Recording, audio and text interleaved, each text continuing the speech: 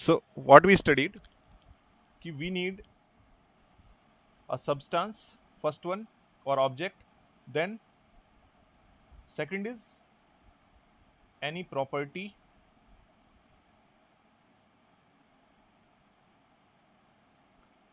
of that object,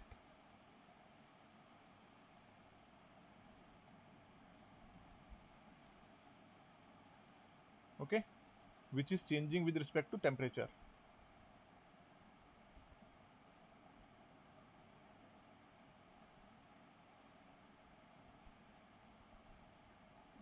Then third one is, after that we need to define a temperature scale, ठीक है. After that, for any temperature scale, for defining any temperature scale, we need some reference point, ठीक है. Reference points means some physical conditions of the substance, ठीक है. Like we have defined in case of degree Celsius, we have defined 0 degree Celsius as a ice point, okay, and 100 degree Celsius as a steam point, okay. Then after that, after defining the reference point, last step is we need to define interpolation scheme,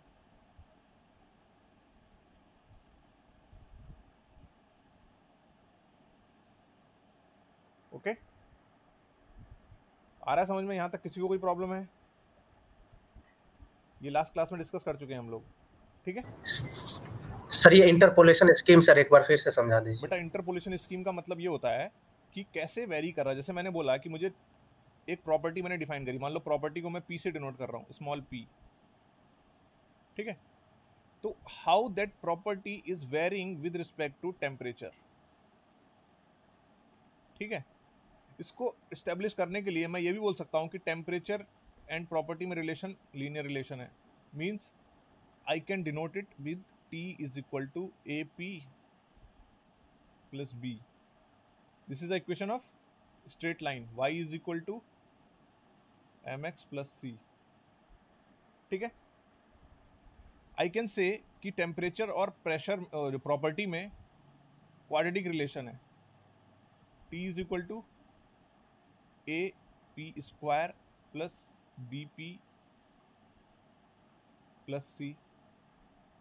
I can assume temperature और pressure में cubic relation है.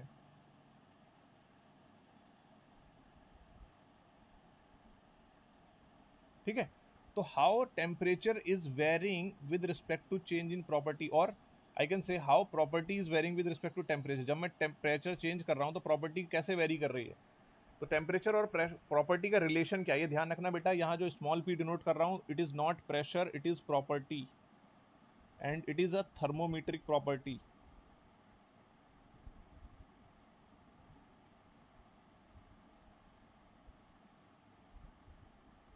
Okay. Small P is thermometric property. Pressure को हमने हमेशा capital P से denote किया है, ठीक है. So keep that in mind. Pressure से कंफ्यूज मत करना. It is thermometric property P, ठीक है. So how this property is varying with respect to temperature, उस रिलेशन को एक्सप्रेस करने के लिए मुझे एक फंक्शन चाहिए होगा कि whether it is a linear function, whether it is a quadratic function, और it is a cubic function, ठीक है. तो उसी को इंटरपोलेशन बोल रहे हैं, ठीक है. अगर मैंने लीनियर लिया तो इस इक्वेशन के थ्रू वेरी कर रहा होगा. अगर क्वाड्रेटिक लिया तो ये इक्वेशन होगी something, equation will like this something, और क्यूबिक तो equation will be something like this, ठीक है. आ रहा समझ में? Yes sir. ओके. सो अब स्टार्ट करते हैं हम लोग बेटा. ये तो बेसिक था. अब हम स्टार्ट करते हैं हाउ टू मेजर टेम्परेचर, ठीक है. So this basically there are two methods which were used. So we will talk about first method, which is the method used before 1954. This was the method which is used before 1954, ठीक है. And in this method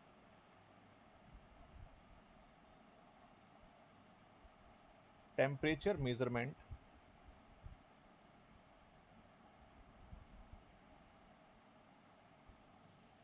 was based on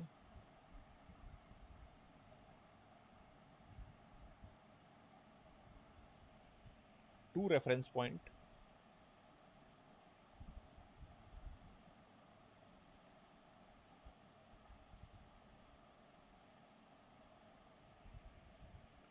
first one is ice point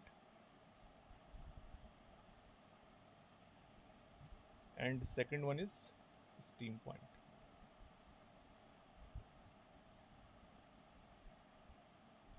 Okay,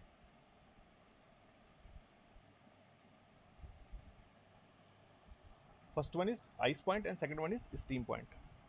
अब कैसे हुआ, let us consider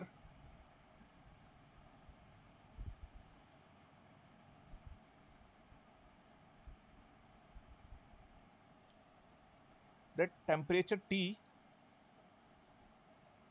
is varying with respect to one property P, and relation between them is directly proportional to temperature is directly proportional to thermometric property, or there is a linear relation between temperature and property. Okay, it is a linear relationship, y is equal to mx plus c. Okay, so at ice point,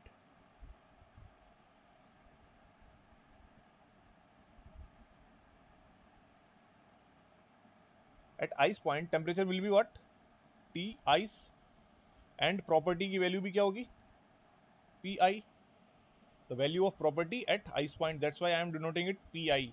Similarly, value of temperature at ice point, that's why I am denoting it as a Ti. So I can put both values in this equation. I will get Ti is equal to A into Pi plus B. Let us consider this is equation 1, this is equation 2, and again at steam point,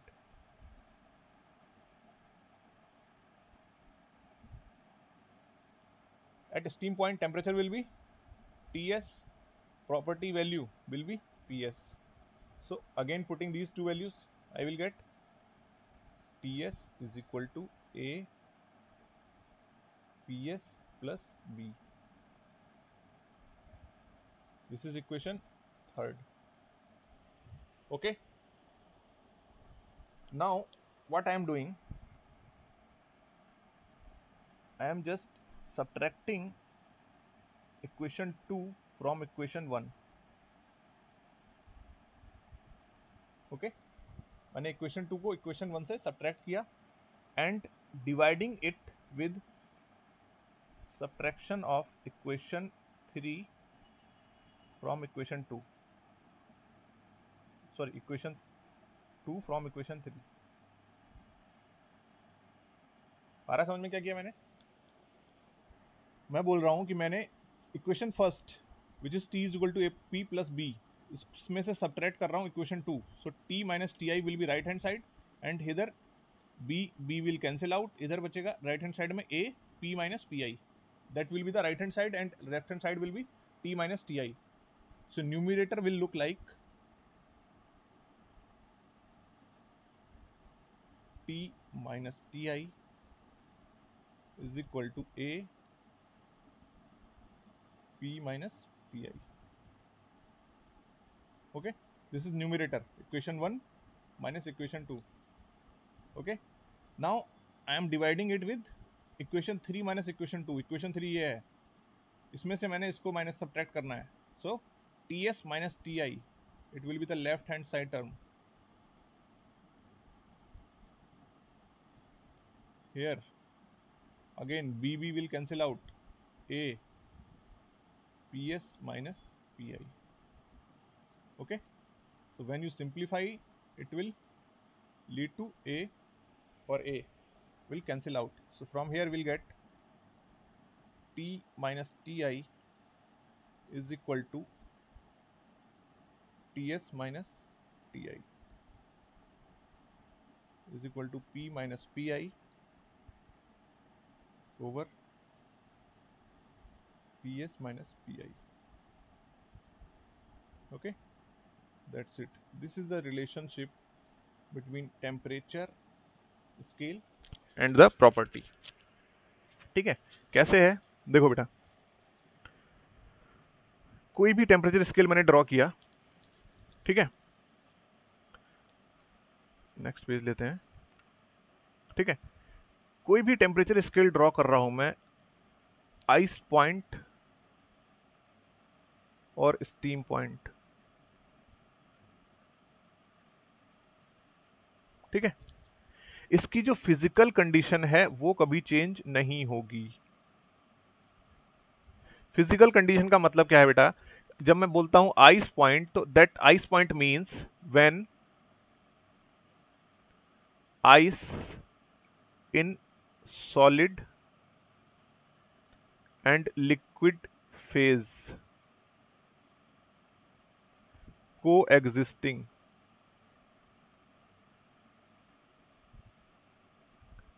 at atmospheric pressure। ठीक है, तो जब मेरे पास, अगर मेरे पास solid है, ओ sorry ice है और वाटर है in solid phase, ice in solid phase नहीं लिख सकते, water in solid phase.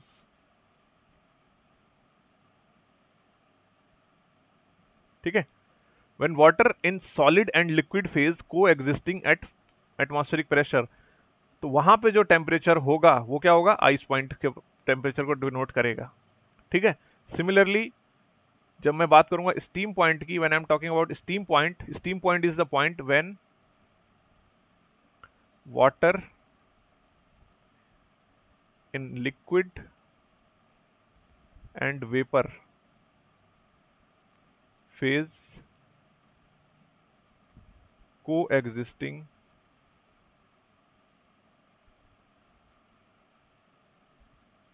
at atmospheric pressure। आ रहा है समझ में? सो अगर डेफिनेशन लिखने को आएगी, what do you mean by ice point, what do you mean by steam point, ठीक है, तो आप अब इसकी हेल्प से लिख सकते हो। ये मत करना कि सिर्फ ये लिख के आ जाना कि स्टीम पॉइंट लिखा, लिख दिया when water in liquid and vapour phase coexisting at atmospheric, पूरा लिखना होगा। ठीक है, अच्छे से, that steam point is a point, और steam point is a point और temperature at which water in liquid phase and vapour phase coexisting at atmospheric pressure. ठीक है, सो मैंने क्या बोला कि सर, हाँ बोलो बेटा। ये आइस पॉइंट और स्टीम पॉइंट सिर्फ वाटर के लिए डिफाइन होता है, किसी और सब्सटेंस के लिए नहीं? क्यों नहीं डिफाइन होंगे, सबके लिए अलग अलग डिफाइन होंगे। तो आइस डेफिनेशन पॉइंट में का मतलब मैं, सब्सटेंस यूज करेंगे ना, वाट अरे नहीं नहीं, सुनो सुनो सुनो, उसी के लिए डाउट आइस किसको बोलते हो, आइस किसको बोलते हो, when water is in solid form, that form is you are calling ice।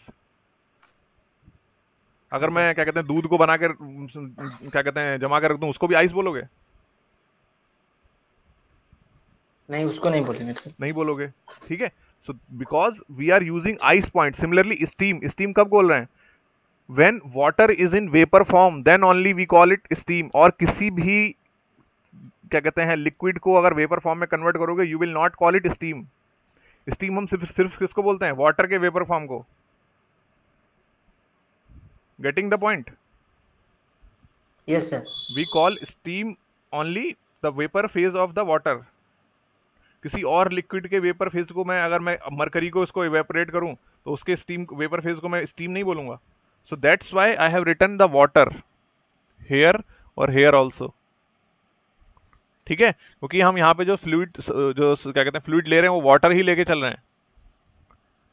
ठीक है, क्योंकि वाटर इजीली अवेलेबल है और वाटर की जो कंडीशंस हैं उसको जनरेट करना बहुत इजी है। अगर आप स्टीम पॉइंट जनरेट करना चाहते हो आप अपने घर में कर सकते हो, आप आइस पॉइंट जनरेट करना चाहते हो आप घर में कर सकते हो।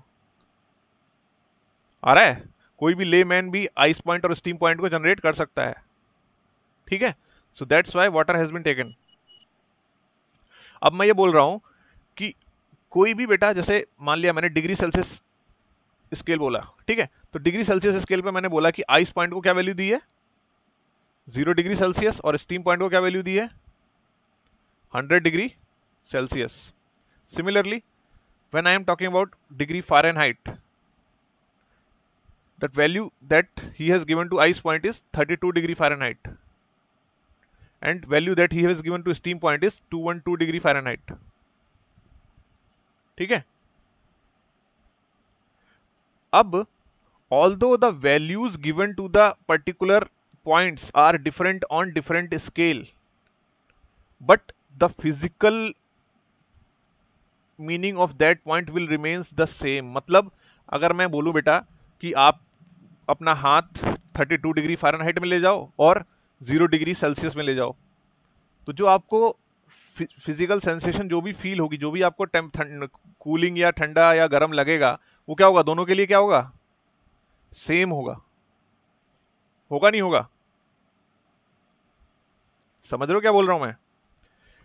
Yes, दोनों sir. दोनों पॉइंट के लिए, आइस पॉइंट हो या स्टीम पॉइंट हो, दोनों के लिए अलग अलग स्केल में वैल्यूज अलग अलग बोलती हैं। जैसे कि मैं बात करूं, यहां पे तुम जो रेलवे क्रॉसिंग होती है, ठीक है, ये रोड है और यहां रेलवे क्रॉसिंग है, ठीक। अब रेलवे क्रॉसिंग को जब यहां मैं आया हूं तो यहां मुझे पता चला कि इट इज कॉल्ड व्हाट? गुमती कहते हैं यहां पे शायद रेलवे क्रॉसिंग को, ठीक है। Yes, sir. मुझे पहले नहीं पता था। वहां पे हमारे उधर इसे रेलवे क्रॉसिंग ही बोलते हैं, सिंपल, ठीक है, या क्रॉसिंग बोल दो या फाटक बोल देते हैं, रेलवे फाटक, ठीक है। तो अब देखो, नाम दोनों के डिफरेंट है, दोनों जगह डिफरेंट डिफरेंट है। जब मैं अपनी तरफ की बात कर रहा हूं, वहां क्या नाम बोल रहे हैं? रेलवे फाटक या रेलवे क्रॉसिंग। यहां पे क्या बोल रहे हैं? गुमती। बट जो क्रॉसिंग है वो चेंज हो रही है। क्रॉसिंग तो वही है ना भाई, मेरे उधर भी वही क्रॉसिंग है, वही डंडे लगे होते हैं ऊपर नीचे होने वाले, एक तरफ में हिंज होते हैं, एक तरफ में फ्री टू मूव होते हैं। आ रहा है समझ में?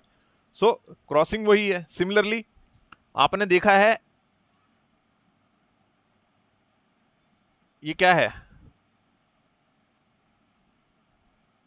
बताओ? लॉकी है सर। लौकी है? अच्छा, लौकी बोलते हैं क्या तुम भी? सर कद्दू। हाँ, कद्दू भी ठीक है, बोलते सर हम लोग। कद्दू भी बोलते हैं हम लोग, ठीक है। But when I am pumpkin, pumpkin ये नहीं होता है भाई, ठीक है। पम्पकिन समथिंग लाइक दिस, ये होता है पम्पकिन, ठीक है। तो जब हमारे उधर, जब मैं बात करूंगा तो हम लोग सिर्फ इसको लौकी बोलते हैं, हिंदी भाषा की बात कर रहा हूं मैं बस, ठीक है। बट यहां पे जब मैं आया हूं तो यहां मुझे पता चला कि इसको कद्दू भी बोलते हैं। तो क्या है, नाम अलग अलग है, यहां लौकी बोल रहे हैं, यहां कद्दू बोल रहे हैं, बट जो चीज है वो क्या है? सेम है। वहां भी यही है और यहां भी यही है। आ रहा है समझ में? तो वही सर, हाँ। सर आपका घर कहाँ है? घर का, ये घर वाली डिस्कशन बाद में करेंगे, अभी लेक्चर रिकॉर्ड भी हो रहा है, ठीक है। जब लेक्चर खत्म हो जाएगा तो लास्ट में कर लेना ये डिस्कशन, ठीक है। सो मैं बोल रहा हूं कि सेम कंडीशन बेटा, जो यहाँ लौकी वाली और ये कद्दू जो एग्जांपल दिया मैंने, सेम एग्जांपल यहाँ पर है कि मैं बोल रहा हूँ कि आइस पॉइंट किसी भी टेम्परेचर स्केल में लो, उसकी फिजिकल जो एग्जिस्टेंस है वो सेम रहेगा। मतलब अगर आप आइस पॉइंट पे टच कर रहे हो तो वो भले ही 32 डिग्री फ़ारेनहाइट बोलो या 0 डिग्री सेल्सियस बोलो, दोनों में आपको आइस पॉइंट पे सेम फीलिंग आएगी। सिमिलरली स्टीम पॉइंट में अगर आपको गर्म फील होगा, हॉट फील होगा, तो सेम फील होगा, भले ही मैं 212 डिग्री फ़ारेनहाइट बोल रहा हूँ या 100 डिग्री फ़ारेनहाइट बोल रहा हूँ। यहां तक किसी को कंफ्यूजन है? No sir. ओके, ठीक है। अब देखते हैं हम जो हमने रिलेशन निकाला उससे मिल क्या रहा है हमें। देखो, P minus P I over P S minus P I, it is equal to T minus T I over T S minus T I, ठीक है। अब देखो टेम्परेचर कैसे मेजर करते हैं, ध्यान से सुनना, ठीक है। मुझे बेटा टी आई की वैल्यू और टी एस की वैल्यू ऑलरेडी मैंने डिफाइन कर दी। एक पर्टिकुलर स्केल की बात कर रहा हूँ मैं, मान लो लेके चल रहा हूँ मैं डिग्री सेल्सियस स्केल, ठीक है। तो टी आई की वैल्यू मैंने डिफाइन कर दी कि आइस पॉइंट की वैल्यू 0 डिग्री सेल्सियस है, तो इस टी आई की जगह मैं 0 लिख सकता हूँ। सिमिलरली स्टीम पॉइंट की वैल्यू मैंने डिग्री सेल्सियस में डिफाइन कर दी कि 100 डिग्री सेल्सियस है, तो मैं इस टी एस की जगह 100 डिग्री सेल्सियस लिख सकता हूँ। और ये मैं पहले ही बता चुका हूं कि ये जो वैल्यूज डिफाइन की हैं, these values are completely arbitrary, मतलब जिसका जो मन किया है, जिसको अपने अकॉर्डिंग जो लॉजिक दिखा उसने वो लगा के ये वैल्यूज डिफाइन कर दी हैं। आ रहा है समझ में? तो अब मुझे बताना क्या क्या नोन है। देखो ये टेम्परेचर नोन है क्योंकि मैंने जीरो डिफाइन कर दिया, तो अब से ये हमेशा डिग्री सेल्सियस में जीरो ही रहेगा। ये टी नोन है, ये टीएस नोन है, ठीक। अब मैंने क्या करा, जो भी सब्सटेंस था, ठीक है, मान लो अभी सब्सटेंस है मेरा जो हमने लिया था डिग्री सेल्सियस के केस में, मरकरी इन ग्लास, ठीक है। जब मैंने degree Celsius scale last lecture में डिस्कस किया था तो बताया था मैंने, डिग्री सेल्सियस के केस में सब्सटेंस क्या होता है, मरकरी इन ग्लास, और प्रॉपर्टी क्या होती है इसकी, क्या होती है,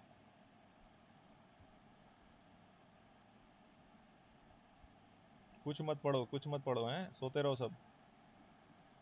क्लास खत्म हुई उसके बाद बोरिया बिस्तरा बांध के रख दिया सब कोने में। वॉल्यूम, ठीक है, जो मरकरी का वॉल्यूम है वो that is the thermometric property, तो P I, P is volume, ठीक है। तो अब देखो क्या कैसे मेजर करते हैं। मैंने क्या करा, देखो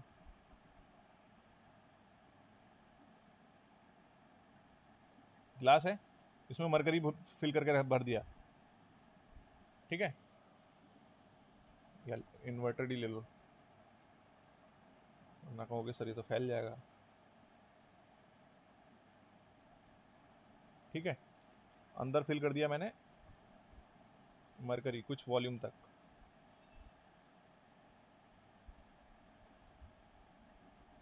ठीक है। अब क्या करा मैंने, इस गिलास को ले जाके आइस पॉइंट पे रख दिया, ठीक है।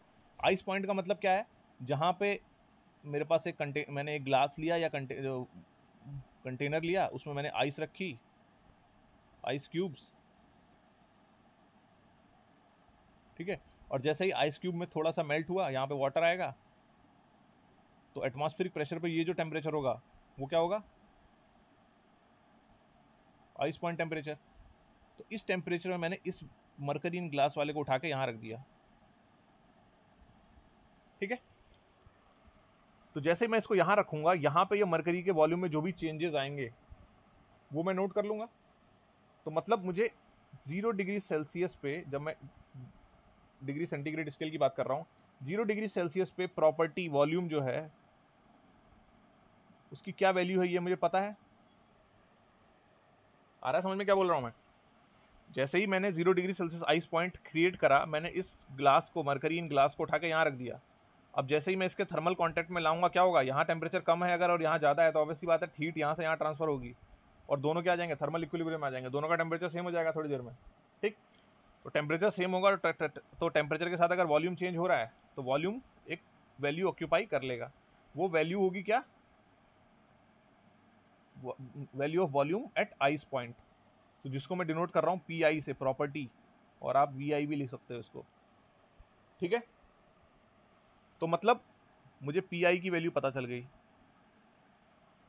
उसके बाद सेम मरकरीन ग्लास को मैं ले गया कहाँ, एक कंटेनर था जिसमें वाटर था, और वाटर को मैं बॉईल करना स्टार्ट कर दिया। तो जैसे ही वाटर और वाटर वेपर बॉईल होना स्टार्ट हुआ, तो वाटर और वाटर वेपर दोनों को एग्जिस्टिंग है, तो मैंने क्या करा, इस बॉक्स को उठा के, मरकरीन ग्लास को उठा के यहाँ रख दिया अब, ठीक है। अब जैसे ही यहाँ रखा तो यहाँ का टेम्परेचर क्या है, 100 डिग्री सेल्सियस, हो सकता है यहाँ का टेम्परेचर कुछ कम हो, तो क्या होगा, हीट यहाँ ट्रांसफर होगी फटाफट, क्विकली हीट ट्रांसफर हुई, कुछ टाइम में क्या होगा, थर्मल इक्विलिब्रियम मेंटेन हो जाएगा, मतलब दोनों का टेम्परेचर क्या हो जाएगा, सेम हो जाएगा। और जैसे ही टेम्परेचर सेम हुआ, क्योंकि टेम्परेचर के साथ वॉल्यूम वेरी कर रहा है, तो इसका वॉल्यूम कुछ दूसरी वैल्यू अटेन कर लेगा, मान लो यहाँ कहीं अटेन कर ली, तो अब मैं इसका वॉल्यूम मेजर करके बता सकता हूँ कि 100 डिग्री सेल्सियस पे value of properties P steam and it will equal to V S. आ रहा है समझ में? इसका मतलब मुझे पी एस की वैल्यू भी नोन है।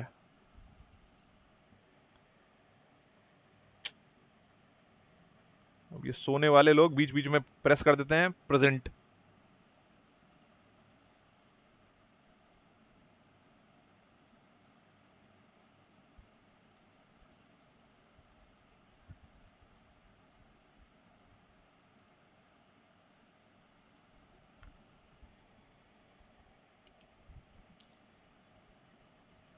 ठीक है, तो मुझे पीएस भी नोन है, पीआई भी नोन है, टीएस भी नोन है, टीआई भी नोन है। यहां तक किसी को कंफ्यूजन है तो अभी पूछ सकता है। किसी को भी कंफ्यूजन है आप अपना माइक अनम्यूट करके बीच में इंटरप्ट करके पूछ सकते हो, ठीक है। और सोते नो रहोगे तो सर नहीं। सोते रहोगे तो फिर अपने जो भी कर रहे हो अपने साथ कर रहे हो, मेरा कोई घाटा नहीं होगा, ठीक है। अब मुझे मान लो कोई टेम्परेचर मेजर करना है जिसकी रीडिंग मुझे नहीं पता है, आ रहा है समझ में। Now I want to measure a temperature that I don't know कि रीडिंग क्या है उसकी। तो क्या करना है, बस इस मरकरी इन गिलास को उठा के बेटा उस टेम्परेचर पे ले जाना है जहां भी टेम्परेचर मेजर करना है मुझे, ठीक है।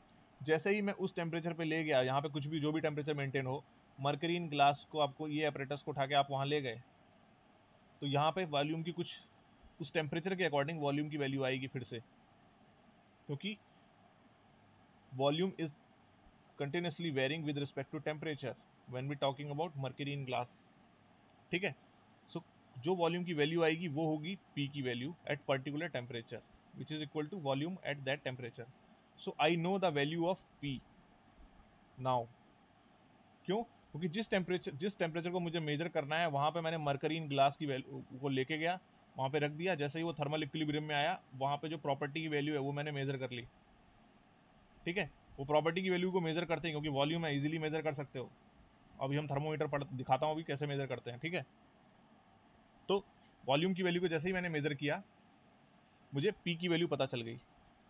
अब क्या अननोन बचा इस इक्वेशन में? सिर्फ टी, और यही टेम्परेचर आपको फाइंड आउट करना है। आ रहा है समझ में? सो बाकी सारी क्वांटिटीज नोन है, सिर्फ अननोन क्या बचा? टी। तो टी को यहां से आप फाइंड आउट कर सकते हो। कोई कंफ्यूजन है यहां तक?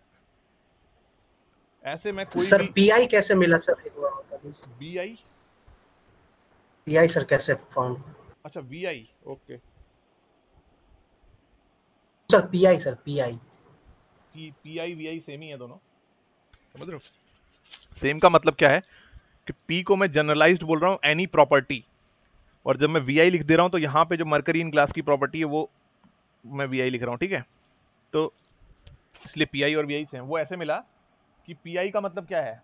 Value of property eight ice point, ठीक है। और आइस पॉइंट मैं कैसे जनरेट करूंगा? मैं आइस लूंगा, आइस क्यूब, उसको बर्तन में किसी में डाल दूंगा, ठीक है।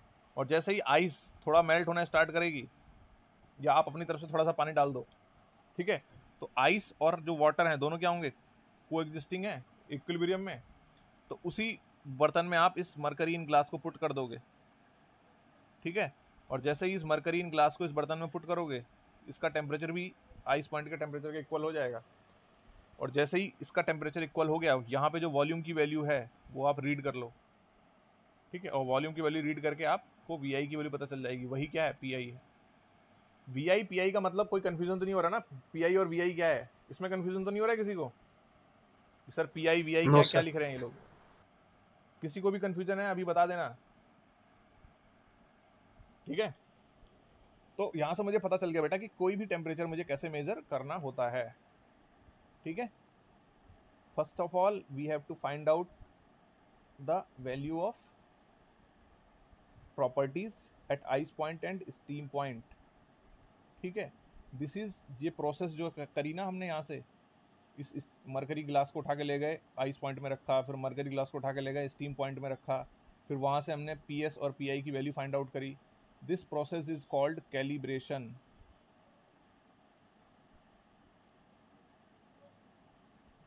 आ रहा है समझ में? कैलिब्रेशन का मतलब ये हो गया, देखो अब ध्यान से फिर से समझ में, अच्छे से समझो थोड़ा। जो थर्मोमीटर होता है डॉक्टर के पास, डिजिटल थर्मोमीटर की बात नहीं कर रहा हूँ मैं, जिसमें मरकरी फिल होता है, वो सबने देखा होगा।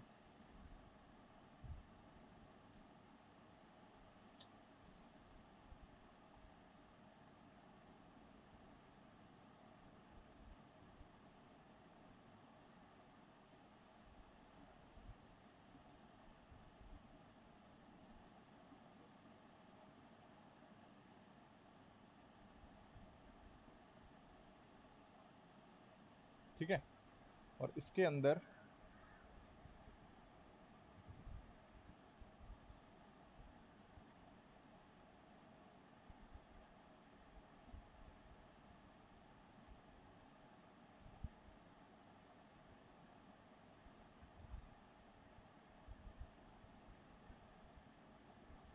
एक पतली सी ट्यूब होती है,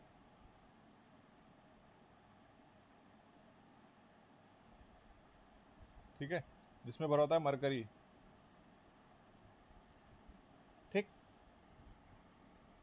अब क्या करते हैं, आप थर्मोमीटर में आप टेम्परेचर कैसे मेजर करते हो? आप डायरेक्टली जहां का टेम्परेचर मेजर करना है इस बल्ब को वहां लगा प्लेस करते हो, थोड़ी देर प्लेस करा, कुछ टाइम के लिए पर्टिकुलर प्लेस करते हैं। ध्यान रखो, ऐसा नहीं होता कि आपने टच करा और टेम्परेचर मेजर हो गया, कुछ टाइम के लिए छोड़ देते हैं। वो टाइम क्यों छोड़ देते हैं? क्योंकि उतना टाइम लगता है टेम्परेचर को थर्मल इसको थर्मल इक्विलिब्रियम में आने के लिए, मतलब जहां पे आपने रखा है उसका टेम्परेचर उसके टेम्परेचर तक पहुंचने के लिए। ठीक है, तो जैसे ही आपने टेम्परेचर मेजर किया बेटा, यहाँ पे जो मरकरी है उसका वॉल्यूम इंक्रीज या डिक्रीज होता है। ठीक है, अगर टेम्परेचर आप रिड्यूस कर रहे हो एटमॉस्फेरिक प्रेशर से जहाँ पे ये रखा हुआ है, तो वॉल्यूम डिक्रीज होगा, और टेम्परेचर आप ज़्यादा मेजर कर रहे हो हाई टेम्परेचर, तो ये वॉल्यूम इसका क्या हो जाएगा, इंक्रीज हो जाएगा। ठीक, और आप जैसे जैसे volume different different volume level पे क्या होता है, स्केल लिखे होते हैं यहाँ पे।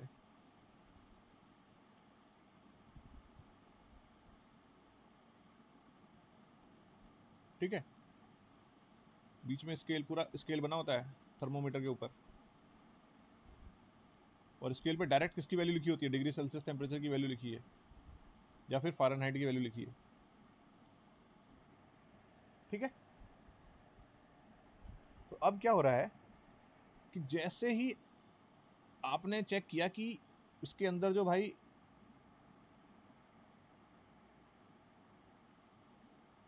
ये जो मरकरी है, जैसे ही मैंने टेम्परेचर में पुट किया, ये मरकरी का वॉल्यूम कितना एक्सटेंड हुआ, मान लो कोई टेम्परेचर मेजर किया और ये वॉल्यूम यहाँ तक आ गया, ठीक है, इतना बड़ा, तो इसके जस्ट करस्पॉन्डिंग आपको टेम्परेचर की वैल्यू दे रखी होती है, और आप टेम्परेचर मेजर कर लेते हो।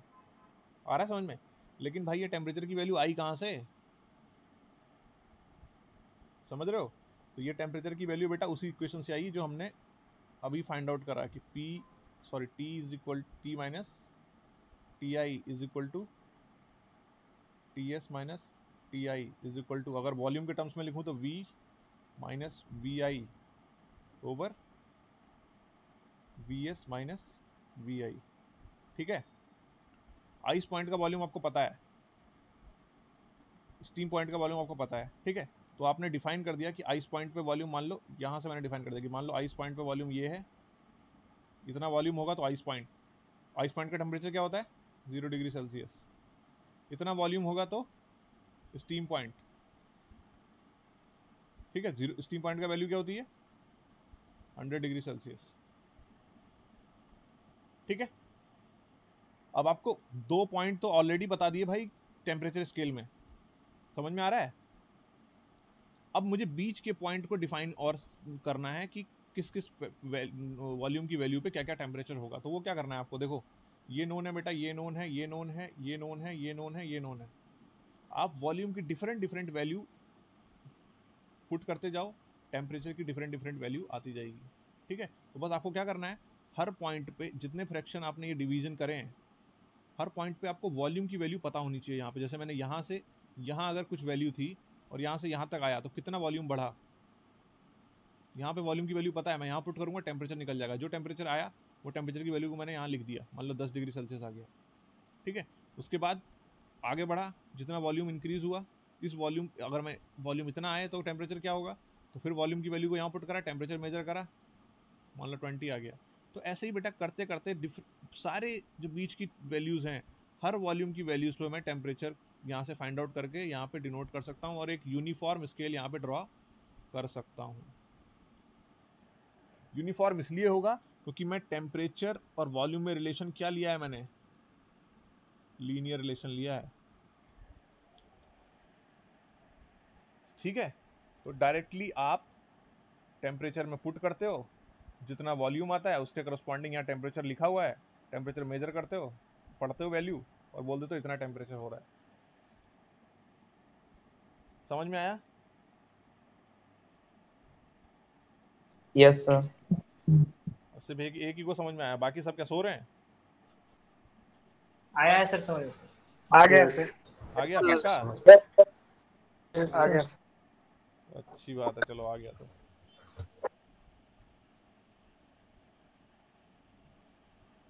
देखो, अगर क्लास होती तो तुम्हारी शक्ल देख के समझ में आ जाता मुझे कि आ गया नहीं आ गया, ठीक है?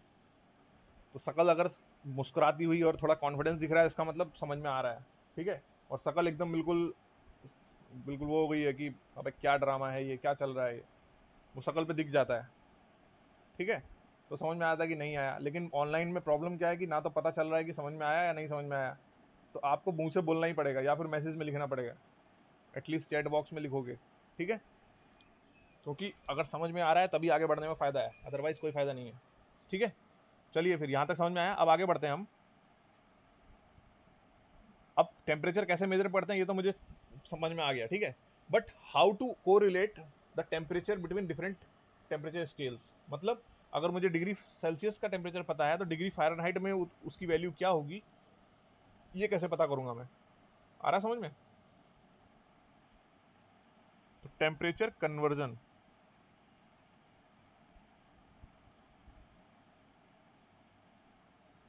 Between different temperature scale,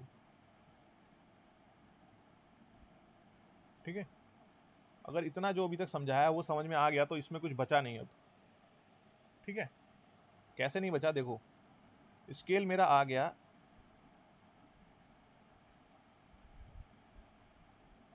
Ts minus T I is equal to V minus, sorry V मत लिखो, प्रॉपर्टी लिखते हैं इसको। वी तो इस पर्टिकुलर स्पेसिफिक केस में था इसलिए मैंने वॉल्यूम लिख दिया था वहाँ पे, P minus P I over Ps minus P I, okay? अब if I am telling you, let us say that this temperature scale is for degree Celsius, okay? So what I will do, I will put here degree Celsius, degree Celsius, degree Celsius and degree Celsius, ठीक है? अब same expression मैं लिख रहा हूँ किसी और temperature के लिए, मान लो फ़ारेनहाइट है वो, तो T minus T I over Ts minus T I is equal to P minus P I, ठीक है? अभी फ़ारेनहाइट है तो let us say degree Fahrenheit, degree Fahrenheit, degree Fahrenheit, ठीक है? This is equation 1 and this is equation 2। अब tell me one thing, what do you think about the right hand side of the both equation, whether the right hand side of the both equation should be equal or right hand side of the both equation should be different? Total quantity की बात कर रहा हूं मैं, this whole term equal sir, Equal होगा, equal होगा। Equal होगा। क्यों होगा इक्वल? किसी भी सब्सटेंस का physical quantity, physical property change नहीं ना होगा सर। हाँ, आ रहा है समझ में? इतना जो हमने झकझक झकझक करी वो यही डिफाइन करने के लिए करी थी, ठीक है? मैंने स्टार्टिंग में ही बोला कि फिजिकल जो टेम्परेचर का क्या कहते हैं एग्जिस्टेंस है वो चेंज नहीं हो रहा है, मतलब जो आप फील करोगे टेम्परेचर वो हर टेम्परेचर स्केल में सेम फील करोगे अगर आइस पॉइंट पे है। तो जब बेटा फिजिकल एग्जिस्टेंस चेंज नहीं हो रहा है तो प्रॉपर्टी की वैल्यू क्यों चेंज होगी? आ रहा है समझ में? मतलब प्रॉपर्टी की वैल्यू चेंज नहीं होगी तो मतलब राइट हैंड साइड दोनों स्केल के लिए, दोनों क्या कितने भी स्केल हो, अगर लीनियर रिलेशन है और आइस पॉइंट और स्टीम पॉइंट पे कैलिब्रेशन हो रहा है तो कितने भी स्केल आप ले लो सबकी क्या रहेगा, ये सेम रहेगा। मतलब राइट साइड हमेशा क्या रहेगी, सेम रहेगी। आ रहा है समझ में? तो अगर राइट साइड सेम रहेगी तो यहां से क्या कंक्लूड कर सकता हूं मैं कि T minus T I over Ts minus T I is equal to T minus T I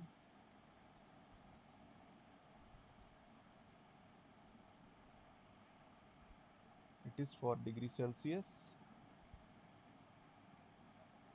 it is for degree Fahrenheit.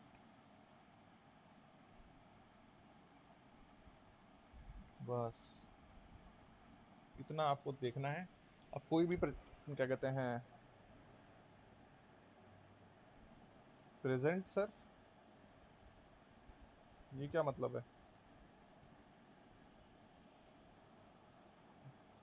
वो वाली बात है। चलिए ठीक है, तो ये क्या मतलब हुआ कि डिग्री सेल्सियस और फ़ारेनहाइट में मेरा स्केल टेम्परेचर स्केल कन्वर्जन आप इजीली फाइंड आउट कर सकते हैं। कैसे होगा? अब वैल्यूज पुट करते हैं, हम देख लें, पता चल जाता है अभी हमें। ठीक है,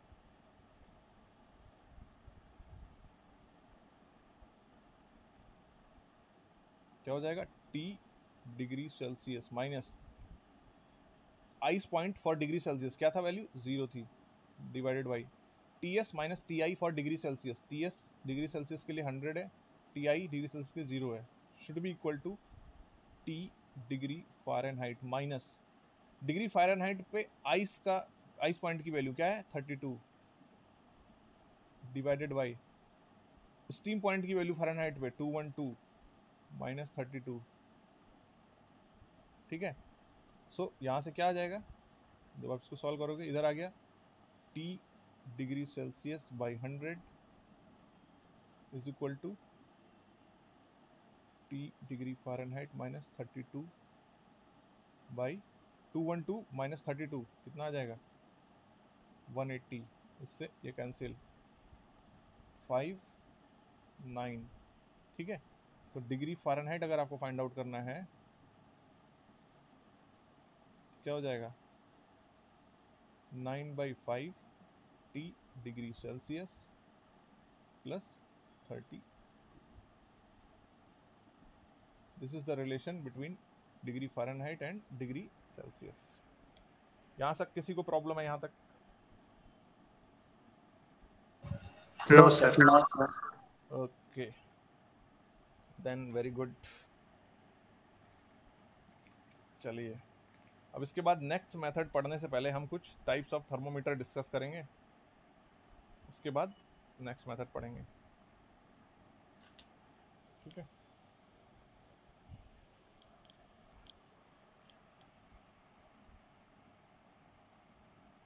तो next topic is types of thermometers.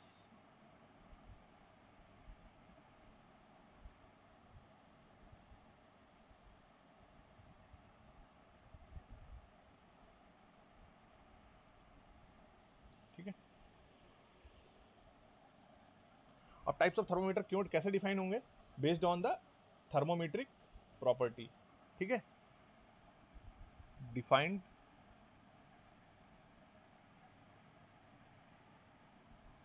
On the basis of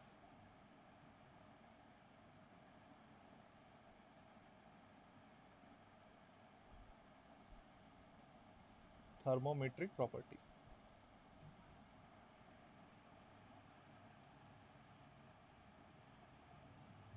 Okay, first one is resistance thermometer.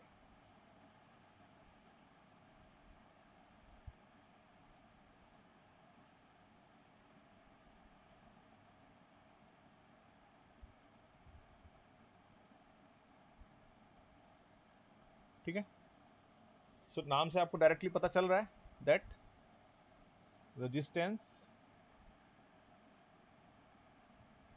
Pledge the role of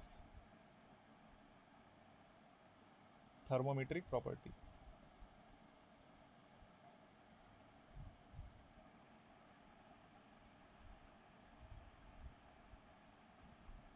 ठीक है, second point is thermometer is based on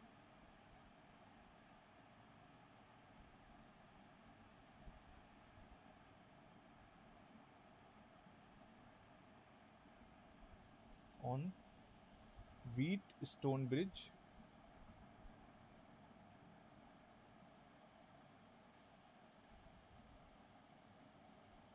principle। ठीक, and resistance or material used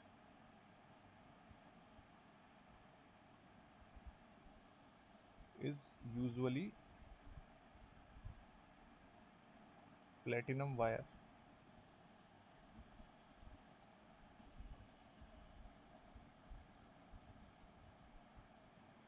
ठीक है, अब समझते हैं क्या मतलब कहना चाह रहा है। ठीक है, देखो व्हीट स्टोन ब्रिज की जब बात आई तो आपको कुछ ना कुछ तो याद आ रहा होगा थोड़ा बहुत।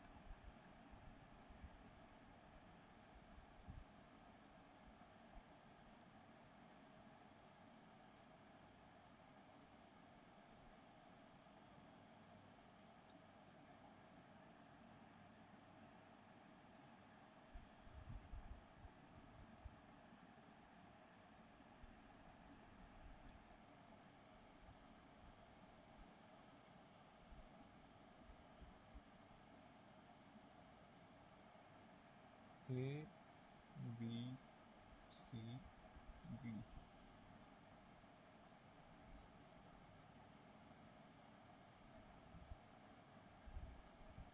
ठीक है, this one is P Q R S and that Q is variable resistance। ठीक है, दिस इज आपका गैल्वेनोमीटर। ठीक, here the resistance R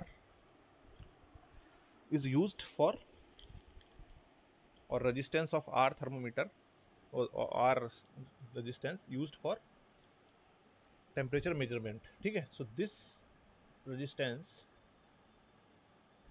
kept in the environment where temperature has to be measured।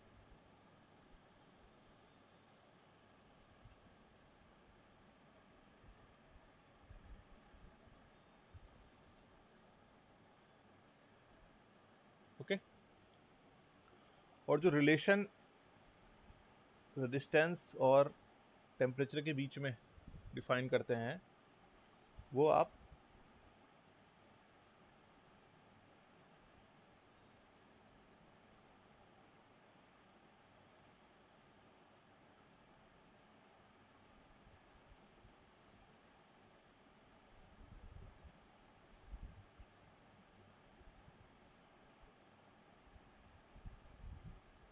Define कर सकते हैं।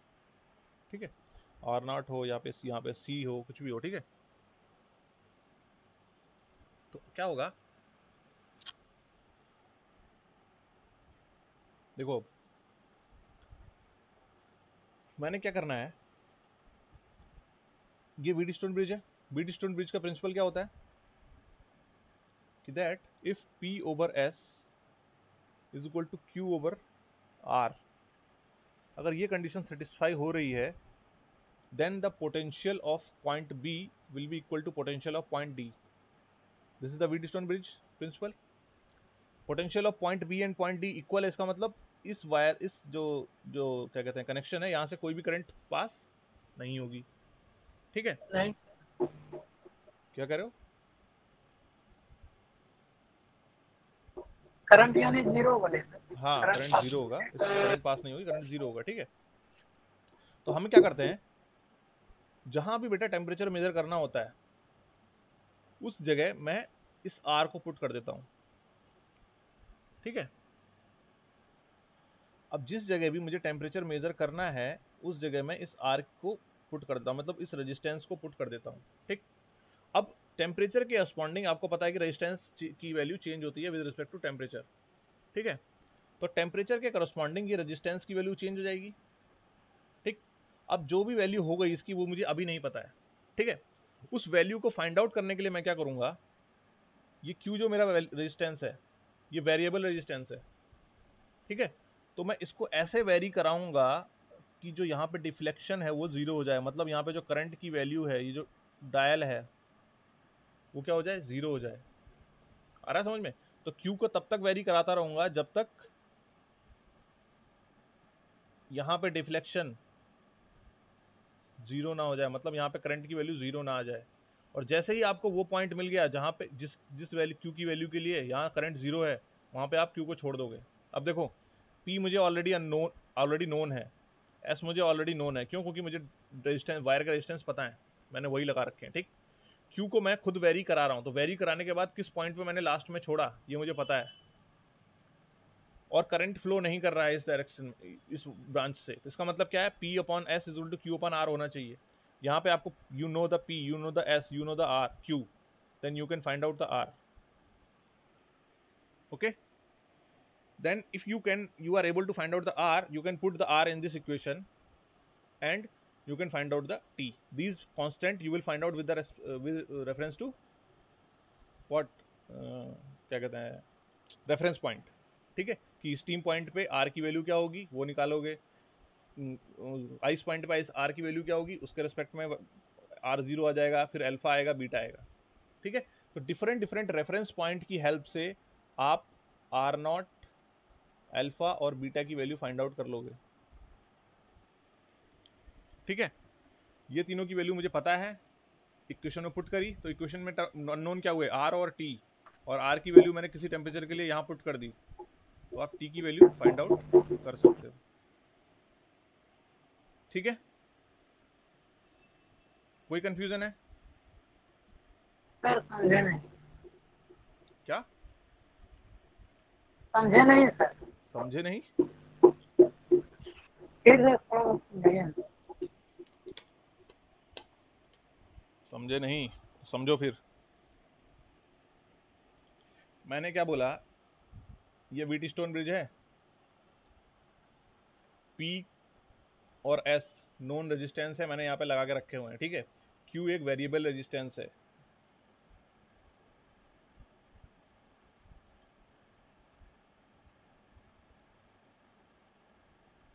ठीक है, और R वो रेजिस्टेंस है, उसको वो रेजिस्टेंस है जिसको मैं जहाँ पे मुझे टेम्परेचर मेजर करना है वहाँ पे पुट करूँगा, उस एनवायरनमेंट में, उस लोकेशन पे पुट करूँगा जहाँ पे मुझे टेम्परेचर मेजर करना है, ठीक है।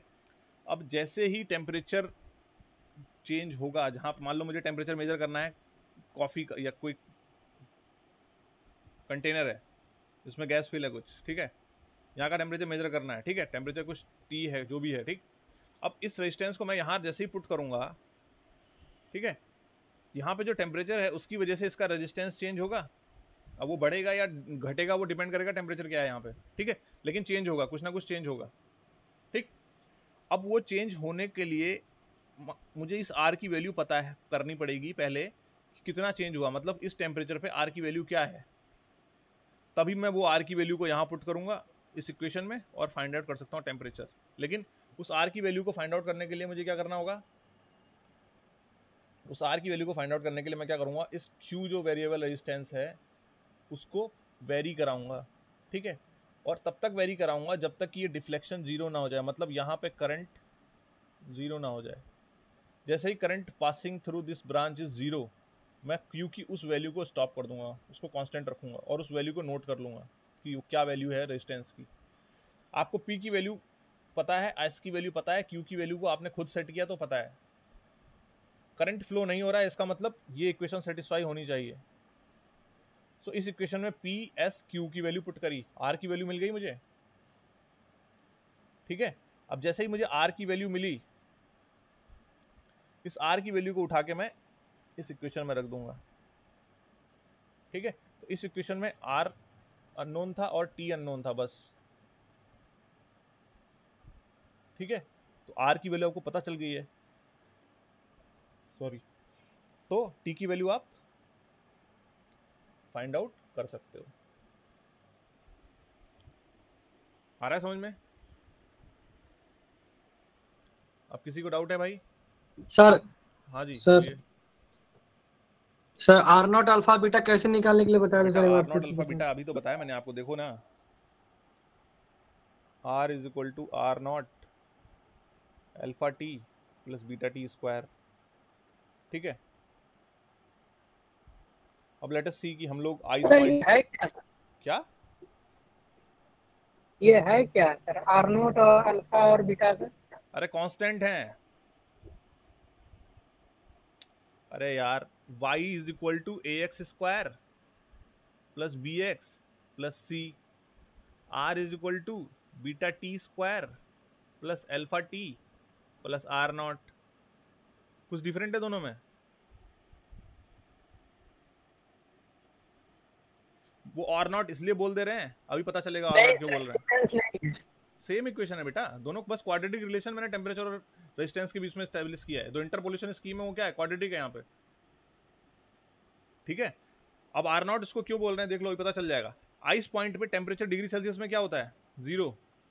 पुट करो 0, तो क्या आ गया, R is equal to R naught plus यहाँ क्या हो गया, alpha into 0 plus beta into 0।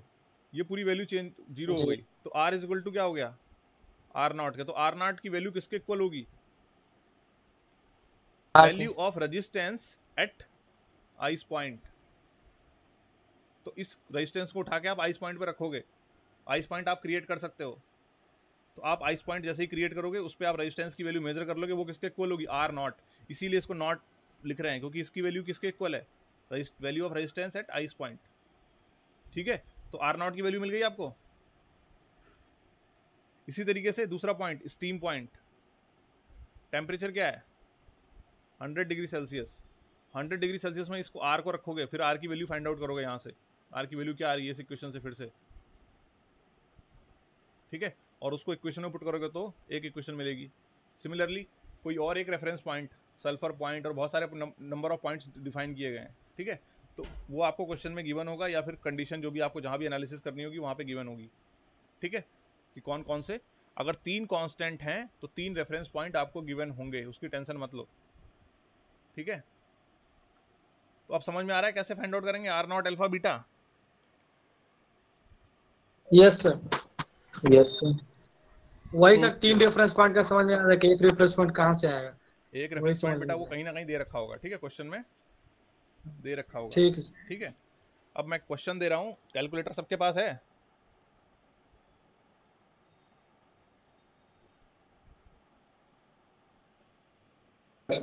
No sir.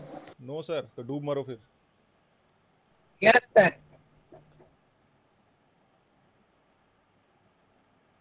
वही है रूम पे, कहाँ रूम दरभंगा। पे? तो जब घर जा रहे थे तो इतना दरभंगा होश नहीं सर। था भैया कि क्या कहते हैं कैलकुलेटर ले चलें? घर जा रहे थे कि मनोरंजन करने, चलो घर में एंजॉय करेंगे। ऐसी कंडीशन तो क्लियर हो ही गई थी ना भाई कि जल्दी खुलेगा नहीं लॉकडाउन। सर पहले तो 14 ही दिन के लिए बंद किया गया था, हम लोग तो लगा सर 14 दिन के बाद फिर वापस आ ही जाएंगे। अरे वो मोबाइल तो होगा ना भाई, यस सर। बस मोबाइल से सॉल्व करो। आता भी है।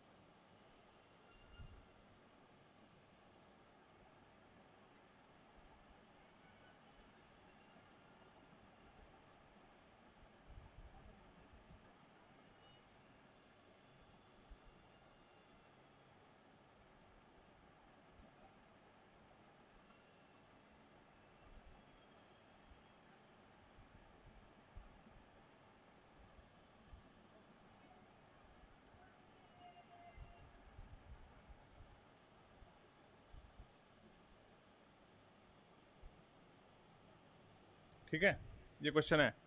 क्वेश्चन में क्या बोल रहा है, a new scale, new temperature scale degree N is to be defined, जहाँ पे बॉइलिंग पॉइंट और फ्रीजिंग पॉइंट, बॉइलिंग पॉइंट का मतलब स्टीम पॉइंट और फ्रीजिंग पॉइंट मतलब आइस पॉइंट, ठीक है।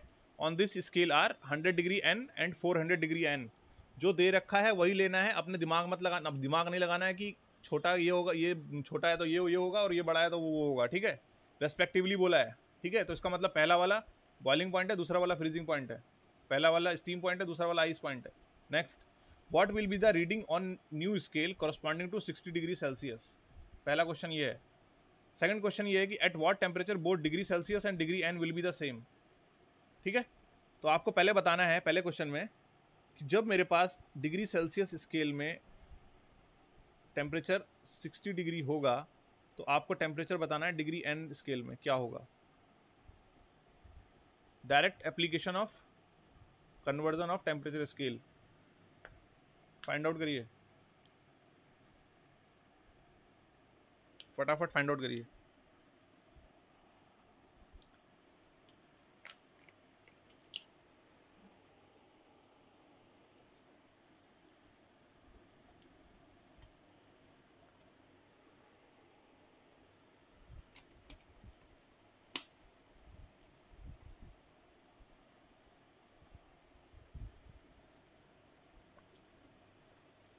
Boiling point, freezing point note कर लो और टेम्परेचर में क्या इस क्वेश्चन में पूछा है वो नोट कर लो।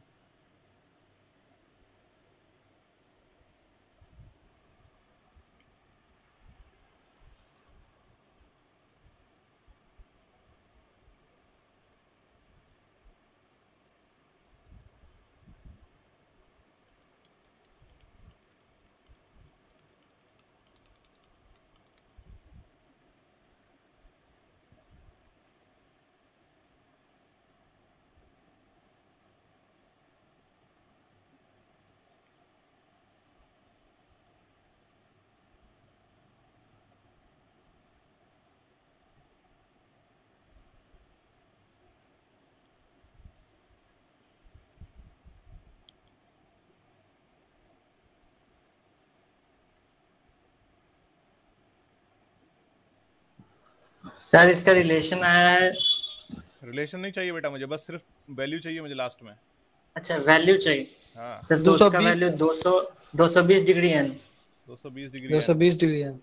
Answer first. ओके, और सर सेकंड वाले का आया है सर 100 डिग्री पे सर दोनों का वैल्यू इक्वल होगा। 100 डिग्री पे दोनों का वैल्यू इक्वल हो जाएगा। बाकियों का आंसर बताओ भाई, यही आ रहा है या अलग आ यही रहा है है सर। कुछ? आवाज क्लियर आवाज क्लियर नहीं आ रही है, ऐसा तो मत बोलो यार। सर, स्क्रीन भी नहीं शो कर रहा, नहीं आवाज क्लियर आ रहा। स्क्रीन भी शो नहीं हो रही है, सबको दिख रही है ना screen? Yes sir. Yes sir दिख रही है sir. Yes sir. Yes sir. Sir आवाज क्लियरली नहीं आ रहा। बेटा आपका नेटवर्क में कुछ प्रॉब्लम होगी, मुझे लगता नहीं कि आवाज में कुछ प्रॉब्लम आनी चाहिए, क्योंकि I am using the best network as per my knowledge in my area.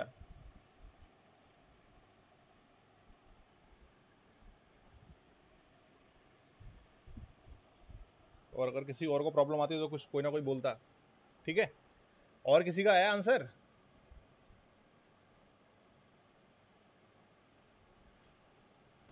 Yes sir. Okay, वही आंसर है सर, 220 और 100 डिग्री। 100 अच्छा डिग्री। आंसर तो वही होगा। ठीक है, कोई बंदा या कोई भी ऐसा जिसको नहीं समझ में आया कैसे करना है? एनीवन?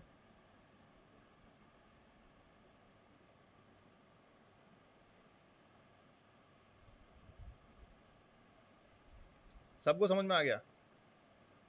40 स्टूडेंट है, 40 के 40 स्टूडेंट को समझ में आ गया है?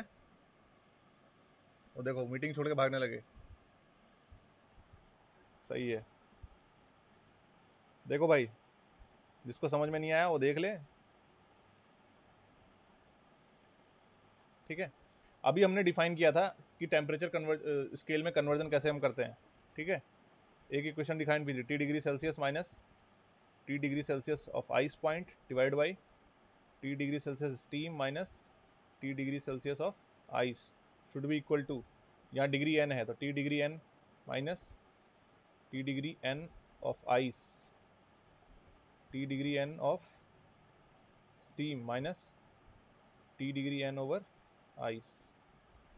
डिग्री सेल्सियस के लिए मुझे फाइंड आउट करनी है वैल्यू, सॉरी 60 डिग्री सेल्सियस दे रखा है, आइस पॉइंट डिग्री सेल्सियस के लिए 0, स्टीम पॉइंट डिग्री सेल्सियस के लिए 100, ice point 0 is equal to degree N के लिए मुझे फाइंड आउट करनी है वैल्यू। 60 डिग्री का corresponding डिग्री एन क्या होगा, माइनस आइस पॉइंट क्या दे रखा है, देखो फ्रीजिंग पॉइंट दे रखा है 400, ठीक है। फिर स्टीम पॉइंट क्या दे रखा है 100 माइनस 400, ठीक है। जब इसको कैलकुलेट करोगे तो कितना आ जाएगा, 60/100 is equal to T degree N minus 400 by minus 300 minus 3, तो ये कितना हो जाएगा, minus 180 plus 400 is equal to T degree N. तो यहाँ से वैल्यू आ जाएगी 220 डिग्री एन, ठीक है।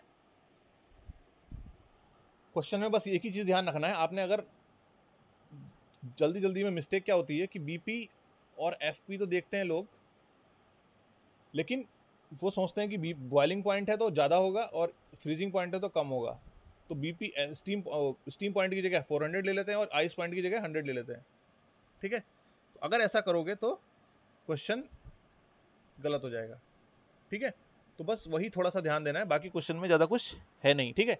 और जैसे ही आपको बेटा दोनों टेम्परेचर सेम कब होंगे ये निकालना है, तो इस वैल्यू को भी एक्स से रिप्लेस कर दो और इस वैल्यू को भी एक्स से रिप्लेस कर दो, बाकी वैल्यूज आपको पता है सारी।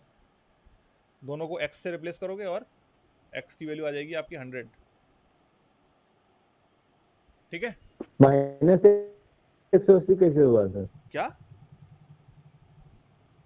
माइनस 180 अरे कैसे भाई हुआ? 100 में से 400 घटाओगे क्या आएगा, माइनस 300 आएगा, नहीं आएगा? अच्छा लग रहा है सो रहे हो, अभी नींद खुली नहीं है। चलिए next question.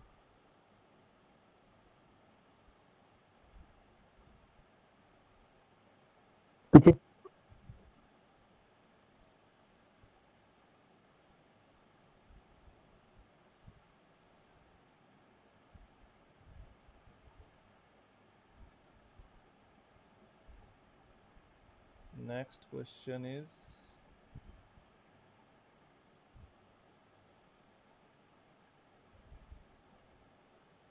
Sir screen disappear हो गया हाँ सर। बेटा मैंने ही बंद की है, कर रहा हूँ।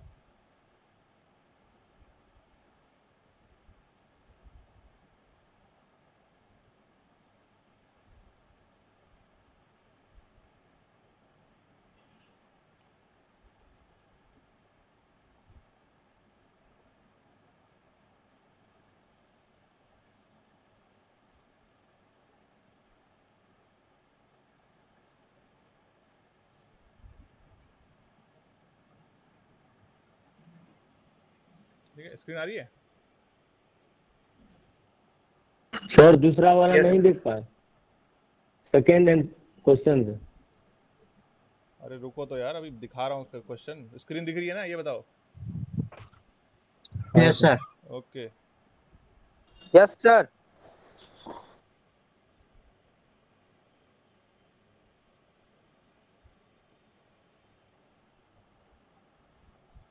क्या बोला है, अपने से कोई भी न्यू स्किल बना सकते हैं क्या?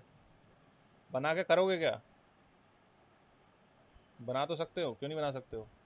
चलिए ये क्वेश्चन है, बना सकते हो लेकिन उसको अपने पास ही तो रखोगे।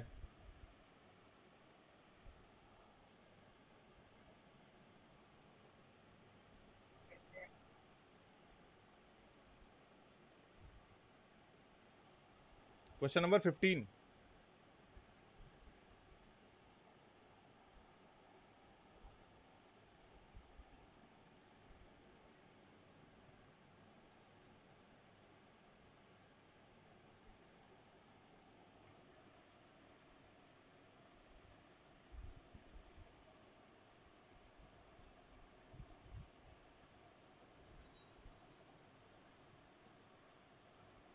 Temperature T on a thermometric scale is defined in terms of property K. So K here is a thermometric property by a relation T is equal to A ln K plus B. मतलब जो temperature और property में relationship है वो इस equation के through define हो रहा है, T is equal to A ln K plus B, where A and B are constant. The value of K are found to be 1.83 and 6.78 at ice point and steam point.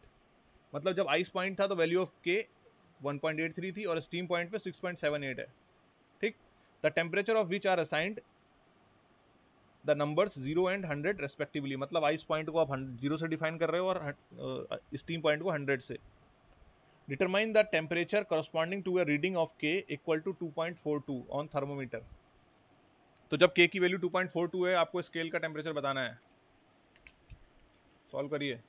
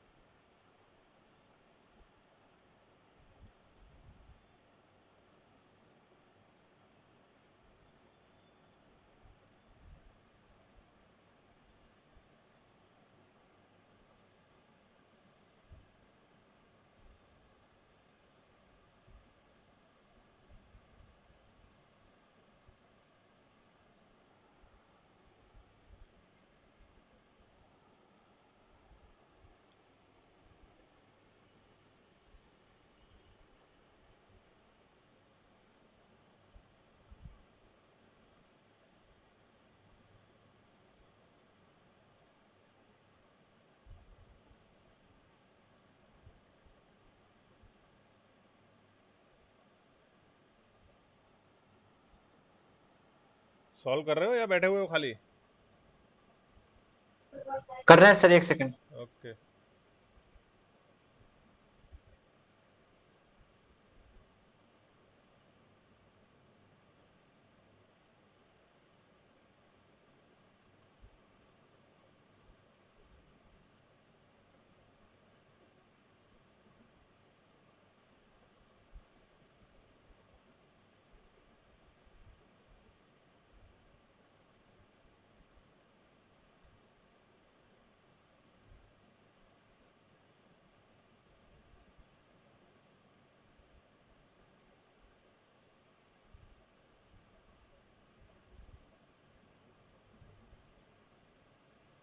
Sir इसका answer आया sir 31.423। 31.423। Okay, देखते हैं दूसरों का क्या आता है।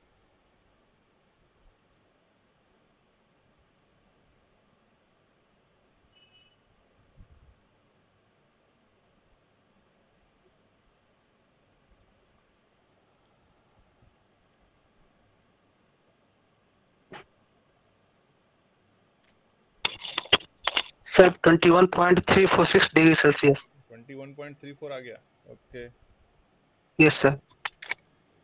और आओ भाई, और बताओ कोई।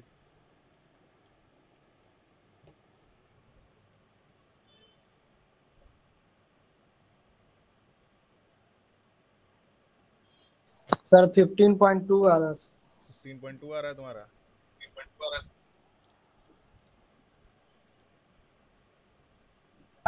Sir 21.346 degree Celsius. 21, ओके,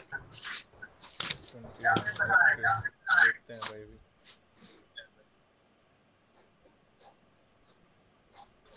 ठीक है, आंसर इज समथिंग दिस। ठीक है, नहीं सॉरी, ये आंसर नहीं है, आंसर गलत है। ठीक है, चलिए निकालते हैं आंसर, ठीक है।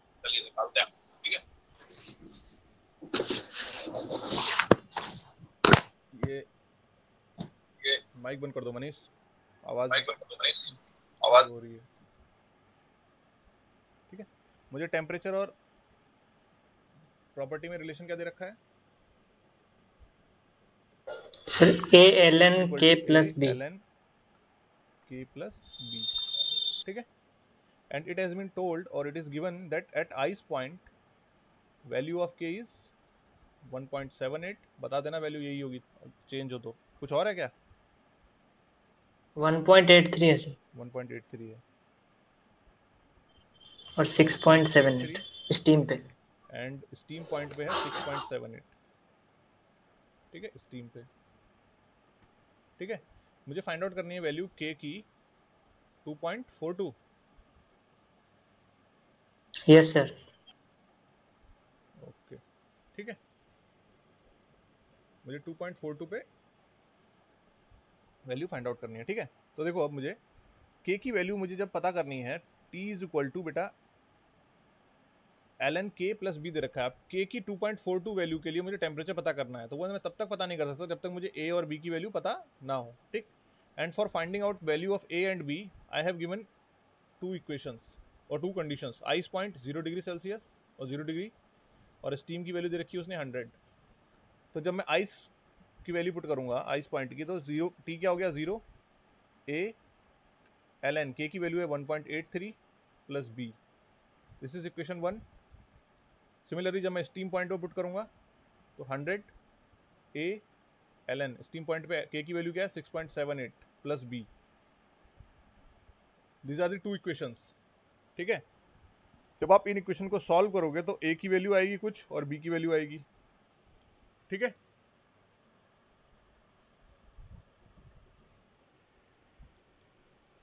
क्या आ रही है A B की वैल्यू?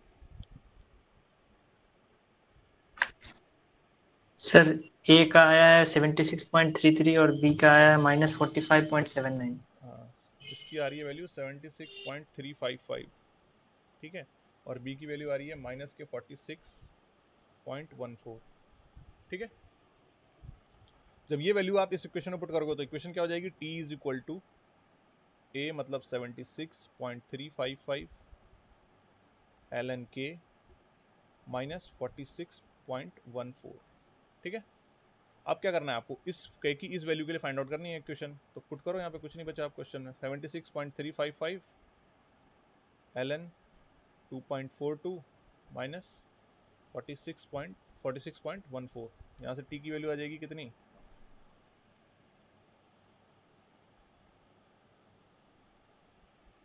21.4,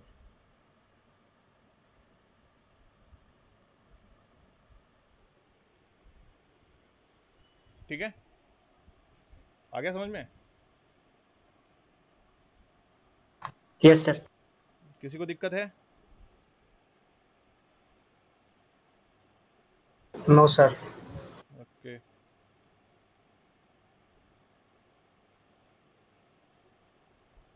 चलिए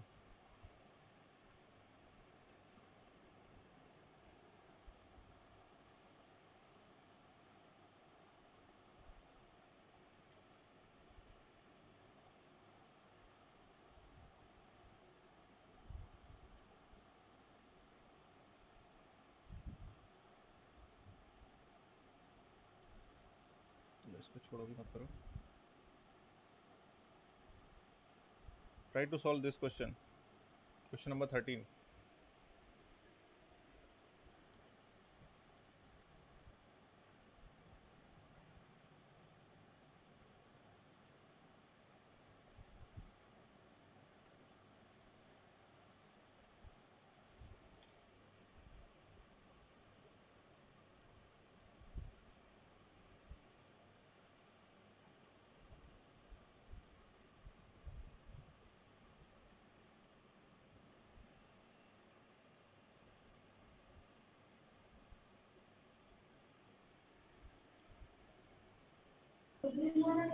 सर ये चेंज इन टेम्परेचर है सर, तो सभी टेम्परेचर स्केल में उतना ही होगा। सभी उसी उतना ही होगा, are you sure? Yes sir. अच्छा चलिए फिर आपको दिखाते हैं अभी कि अभी से सबके लिए वही रहेगा या अलग होगा।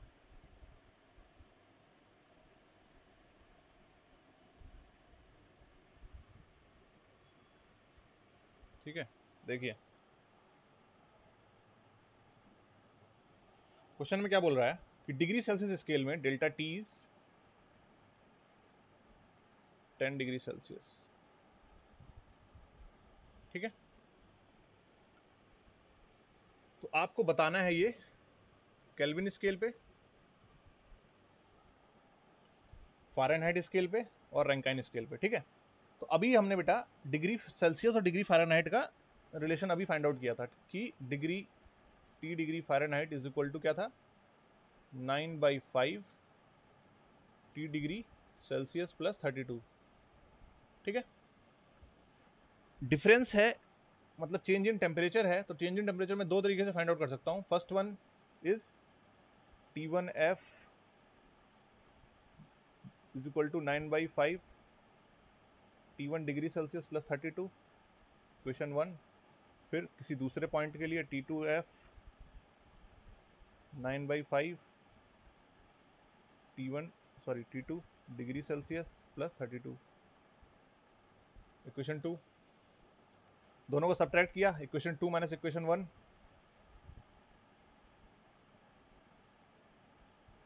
क्या हो जाएगा T2 degree F minus T1 degree F is equal to 9/5 T2 degree Celsius minus T1 degree Celsius. ये क्या हो गया change in temperature in Fahrenheit scale delta T degree Fahrenheit is equal to 9/5 delta T degree Celsius. Here delta T degree Celsius is given 10 degree Celsius. So 9/5 into 10. What is the value of change in degree Fahrenheit? 18 degree 18 degree Fahrenheit. Same है? No sir. अलग है। ठीक है same आएगा जब किस case में, जब आप फाइंड आउट करोगे केल्विन स्केल।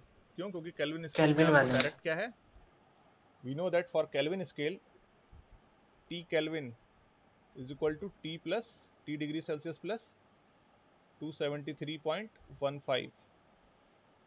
ठीक है तो अब इसको अगर निकालोगे तो यहाँ पे कोई क्या कहते हैं कोफिशिएंट नहीं है टी का। ठीक है तो इसलिए सेम आ जाएगा। ठीक है एक तो ये तरीका ये था, दूसरा तरीका सिंपल था कि डिफरेंशिएट कर दो इस इक्वेशन को, तो क्या हो जाएगा dt degree f is equal to 9/5 dt degree c plus 0। Degree c आपको 10 पता है, 9/5 dt डिग्री f क्या हो गया 18। ठीक है तो सिमिलरली अगर मैंने इस इक्वेशन को डिफरेंशिएट किया तो क्या हो जाएगा d Kelvin is equal to d T degree Celsius plus 0। दोनों क्या हो गए सेम हो गए, मतलब d केल्विन में भी कितना ही रहेगा टेम्परेचर चेंज 10 डिग्री सेल्सियस ही रहेगा। ठीक है रैंकाइन में आपको फाइंड आउट करना है। रैंकाइन का आइस पॉइंट और स्टीम पॉइंट गूगल पे सर्च मारो मिल जाएगा। फिर रैंकाइन और डिग्री सेल्सियस में रिलेशनशिप इस्टेब्लिश करो, उसके बाद क्या कहते हैं रैंकाइन का change in temperature find out करो। ठीक है किसी को कोई प्रॉब्लम है?